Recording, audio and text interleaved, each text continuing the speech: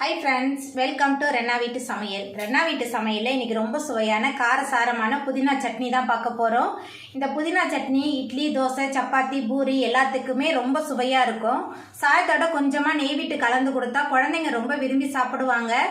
ரொம்ப சுவையான இந்த புதினா சட்னி எங்க வீட்டு ஸ்பெஷல். ரொம்ப சுவையா இருக்கும். இந்த புதினா சட்னி எப்படி செய்யறதுன்னு வாங்க பாத்துறலாம். புதினா சட்னி பண்றதுக்கு முதல்ல 2 ஸ்பூன் அளவுக்கு எண்ணெய் சேர்த்துக்கலாம். எண்ணெய் சூடாகி வரட்டும். எண்ணெய் சூடாகி வந்துட்டு பொடியாக நறுக்கி வச்சிருக்கிற 2 பெரிய வெங்காயம் சேர்த்துக்கலாம்.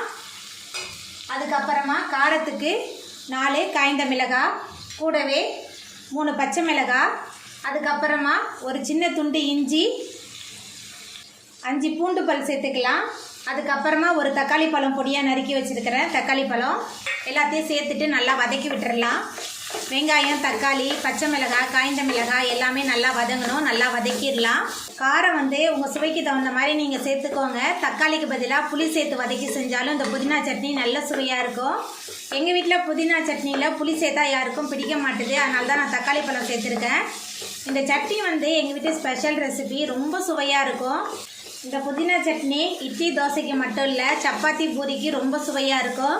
தயிர் சாயத்தோட தொட்டு சாப்பிட்றதுக்கு சூப்பராக இருக்கும். சாயத்தோட கொஞ்சமாக நெய் விட்டு சாப்பிட்றதுக்கும் ரொம்ப சுவையாக இருக்கும். ஒரே மாதிரி புதினா சட்னி செய்யாமல் இந்த மாதிரி செஞ்சு பாருங்கள். ரொம்ப சுவையாக இருக்கும். ஒரு முறை நீங்கள் செஞ்சு பார்த்துட்டீங்கன்னா அடிக்கடி இதே முறையில் தான் நீங்கள் செய்வீங்க. வெங்காயம், தக்காளி, காய்ந்த மிளகாய், பச்சை மிளகாய், இஞ்சி எல்லாமே நல்லா வதங்கி வந்துருச்சு. அதுக்கப்புறமா சுத்தம் பண்ணி வச்சுருக்கிற ஒரு கைப்பிடி நிறைய புதினா சேர்த்துக்கலாம்.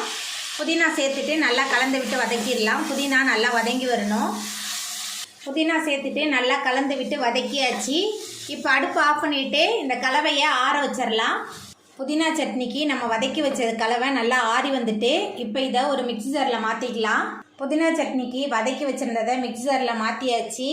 அதுக்கப்புறமா 1/4 மூடி தேங்காய் சேர்த்துக்கலாம். 3 டேபிள் ஸ்பூன் அளவுக்கு பொட்டுக்கடலை, சட்னிக்கு தேவையான அளவுக்கு உப்பு எல்லாத்தையும் சேர்த்துட்டு நம்ம அரைச்சிட்டு வந்துடலாம். புதினா சட்னிக்கு வதக்கி வச்சுருந்ததை மிக்ஸி ஜாரில் மாற்றிட்டு அரைச்சிட்டு வந்தாச்சு. இப்போ புதினா சட்னியை தாளிச்சிடலாம். புதினா சட்னி தாளிக்கிறதுக்கு அடுப்பில் கடாய் வச்சுருக்கேன். இப்போ 2 ஸ்பூன் அளவுக்கு எண்ணெய் சேர்த்துக்கலாம். எண்ணெய் சூடாகி வரட்டும். எண்ணெய் சூடாகி வந்துட்டு இதில் 1 ஸ்பூன் அளவுக்கு கடுகு சேர்த்துக்கலாம்.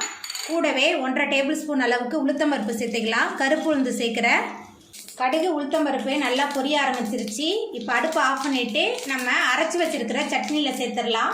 தாளித்ததை நம்ம அரைச்சி வச்சுருக்கிற புதினா சட்னி கலவையில் ஊற்றிடலாம். ரொம்ப சுவையான புதினா சட்னி சூப்பராக ரெடி ஆகிட்டு. அவ்வளோதாங்க, ரொம்ப சுவையான புதினா சட்னி சூப்பராக ரெடி ஆகிட்டு. இந்த சுவையான புதினா சட்னியை நீங்களும் உங்கள் வீட்டில் செஞ்சு பாருங்கள். இந்த வீடியோ உங்களுக்கு பிடிச்சிருந்தா லைக் பண்ணுங்கள், ஷேர் பண்ணுங்கள், கமெண்ட் பண்ணுங்கள், சப்ஸ்கிரைப் பண்ணுங்கள். அப்படியே பக்கத்தில் உள்ள பெல் பட்டனை கிளிக் பண்ணிடுங்க. நன்றி.